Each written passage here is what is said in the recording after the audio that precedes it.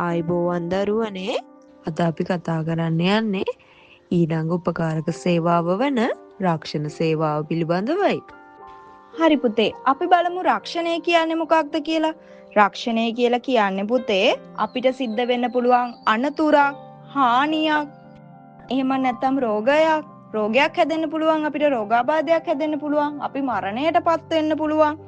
අන්න ඒ වගේ අහිතකර අවස්ථාවලදී පුතේ සිදුවන ආර්ථික හානි සම්බන්ධයෙන් මූල්‍යමය ආරක්ෂාවක් ලබා දෙනු ලබන එක ක්‍රමයකට තමයි පුතේ අපි කියන්නේ රක්ෂණය කියලා. රක්ෂණයේ පදනම මොකද්ද පුතේ? එහෙනම් අවදානම ඒකරාශී වීම. අවදානම ඒකරාශී කිරීම තමයි පුතේ රක්ෂණයේ පදනම වෙන්නේ. පැහැදිලිද දරුවනේ? රක්ෂණය කියන්නේ මොකද්ද සහ රක්ෂණයේ පදනම මොකද්ද කියන එක? හරි. අපි දැන් බලමු පුතේ රක්ෂණය සම්බන්ධ වන පාර්ශව තුනක් ඉන්නවා.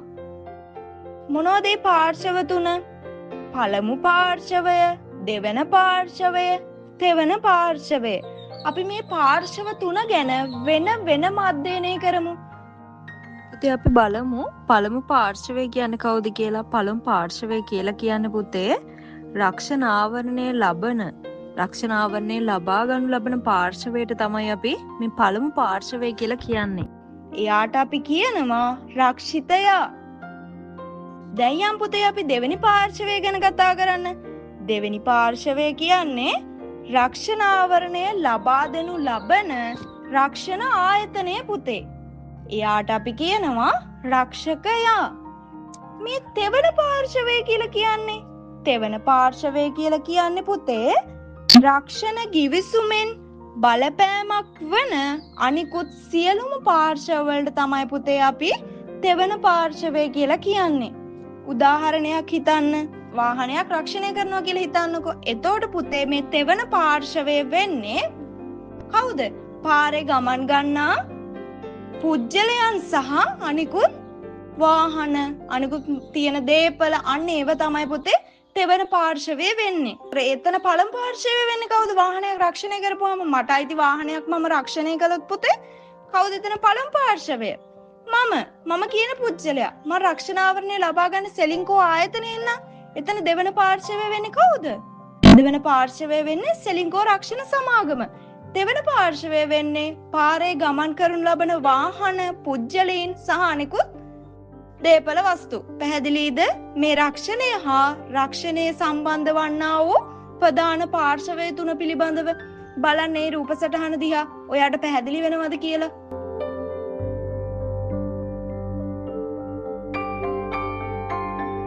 හරි පුතේ, ඊළඟට අපි කතා කරන්න යන්නේ රක්ෂණ මූලධර්ම.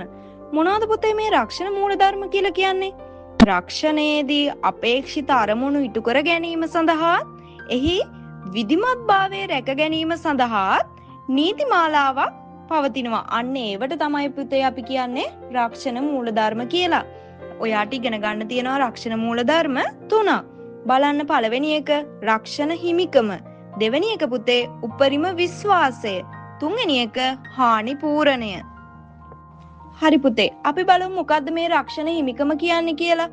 රක්ෂණ හිමිකම කියලා කියන්නේ ජීවිතයක් හෝ දේපලක් රක්ෂණය කිරීමට යම් පාර්ශවයකට තියෙන පුතේ නීත්‍යානුකූල අයිතියට තමයි අපි කියන්නේ රක්ෂණ හිමිකම කියලා. අපි උදාහරණ 3ක් විතර කතා කරමු. පළවෙනි උදාහරණය තමයි පුතේ බලන්න. ස්වාමි පුරුෂයාට සහ භාර්යාවට ඒ දෙදෙනාගෙන් එක්කෙනෙකුට තම එකිනෙකාගේ ජීවිතය රක්ෂණය කිරීමට පුතේ රක්ෂණ හිමිකමක් තියෙනවා. ඊළඟ උදාහරණය දේපලක් අයිති කෙනෙකුට ඒ තමාට අයිති දේපල පුතේ රක්ෂණය කිරීමට අයිතියක් තියෙනවා. පැහැදිලිද? තුන්වෙනි එක හිතන්න පුතේ අපි ණයට දෙනවා යම් මුදලක්. අන්නේ ණය ගැතියාගේ ඒ ණය මුදල දක්වා, ඒ ණය සීමාව දක්වා අපිට එයාගේ ජීවිතය රක්ෂණය කිරීමට අපිට රක්ෂණ හිමිකමක් තියෙනවා. බලන්න මේ උදාහරණ ටික පැහැදිලි වුණාද කියලා රක්ෂණ හිමිකම කියන්නේ මොකක්ද කියලා? හරි පුතේ, අපි බලමු ඊළඟ රක්ෂණ මූලධර්මය මොකක්ද කියලා. ඊළඟ මූලධර්මය තමයි පුතේ උපරිම විශ්වාසය. මොකක්ද මේ උපරිම විශ්වාසය කියලා කියන්නේ? උපරිම විශ්වාසය කියලා කියන්නේ පුතේ රක්ෂණ ගිවිසුමට එළඹෙන දෙපාර්ශවය. ඒ කවුද? රක්ෂිතයා සහ රක්ෂකයා කියන දෙදෙනාම එම ගිවිසුමට අදාළ සියලුම තොරතුරු නිවැරදිව ඔවුනොවුන් පුතේ හෙළිදරව් කරගන්න ඕන. අන්න ඒකට තමයි කියන්නේ මේ උපරිම විශ්වාසය කියලා. හිතන්න පුතේ එක් පාර්ශවයකින් හරි මේ ගිවිසුමට අදාළ තොරතුරු වහං කරලා කියලා නැතුව අනාවරණය කරලා නැතුව තිබුණොත් මේ ගිවිසුම මොකද වෙන්නේ පුතේ? කඩකිරීමක් සිද්ධ වෙනවා. පැහැදිලිද? උපරිම විශ්වාසය කියන දේ අවලංගු කරන්න පුළුවන් අපිට ඒ ගිවිසුම. අර කියන දෙපාර්ශවයම ඒ කරුණු එකිනෙකාට හෙළිදරව් කරන්න ඕන. එතකොට තමයි මේ උපරිම විශ්වාසය කියන මූලධර්මය වළංගු වෙන්නේ. පැහැදිලිද? දැන් යම් පුතේ අපි තුන්වෙනි එකට හානි පූරණය. මොකක්ද මේ හානි පූරණය?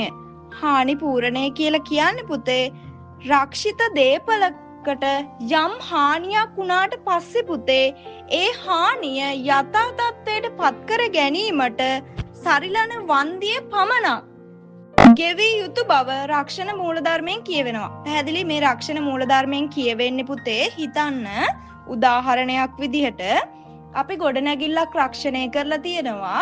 මේ ගොඩනැගිල්ලට යම් හානියක් සිද්ධ වෙනවා කියලා හිතන්න අපි රක්ෂණාවරණය ලබාගෙන තියෙන්නේ පුතේ ලක්ෂ 10ක. ගොඩනැගිල්ලට හානිය සිද්ධ වෙන්නේ පුතේ ලක්ෂ 2යි. අන්න ඒ හානිය සිද්ධ වෙච්ච දේ ප්‍රමාණයට පමණක් නැවත මුදල් ප්‍රතිසංස්කරණය කර ගැනීමට නැවත යථා තත්ත්වයට පත් කර ගැනීමට මුදල් ලබා දෙනවා නම් අන්න ලබා දීම පුතේ එතනින් කියවෙන්නේ මේ හානි පූරණය කියන මූලධර්මය. පැහැදිලිද?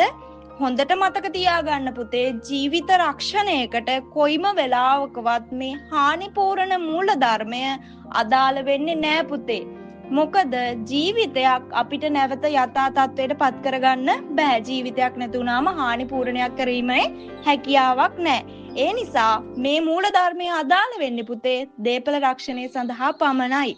මං හිතනවා ඔයාලට මේ කතා කරපු රක්ෂණ මූලධර්ම තුන මොනවද කියලා බලමු අපි.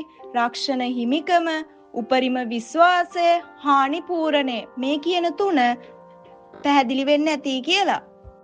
එහෙනම් දරුවනේ අද අපි කතා කරපු කොටසේ සාරාංශයක් බලමු. අද අපි කතා කරේ රක්ෂණය කියන්නේ මොකක්ද? ඊළඟට අපි කතා කරා රක්ෂණය සම්බන්ධ පාර්ශව කවුද ඉන්නේ කියන එක. ඊළඟට අපි කතා කරා රක්ෂණ මූලධර්ම ටික. මං හිතනවා දරුවනේ ඔයාලට මේ කොටස් තුන පැහැදිලි වෙන්නේ නැති කියලා. එහෙනම් දරුවනේ අපි ඊළඟ දවසේ ජීවිත රක්ෂණය සහ දේපල රක්ෂණය සම්බන්ධව කතා කරමු.